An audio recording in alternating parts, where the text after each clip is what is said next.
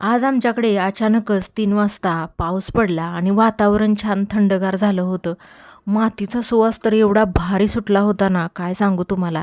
आणि हे कपाट घेतलं होतं मी टेम्पररी यूजसाठी, कपडे ठेवण्यासाठी. ते मला आता सेल करायचं आहे. आणि बटाट्याची आणि साबुदाण्याची चकलीसुद्धा चांगली कडक वाळली होती.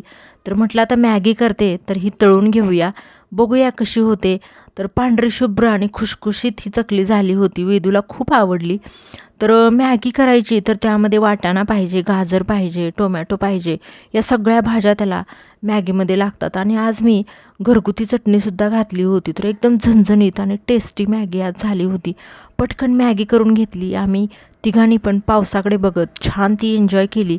असे छोटे छोटे आनंदसुद्धा एन्जॉय करता आले पाहिजेत.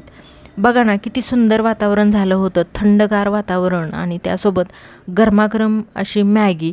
तर मला तर असं कुठंतरी पावसाळ्याचा सीझन असतो ना, तिकडे गेल्यासारखं असं मला फील येत होता. रात्रीच्या जेवणात मग हलका फुलका खिचडीचा बेत केला होता आणि यांनी ऑनलाईन लॉबस्टर मागवले होते, तर ते तळून घेतले.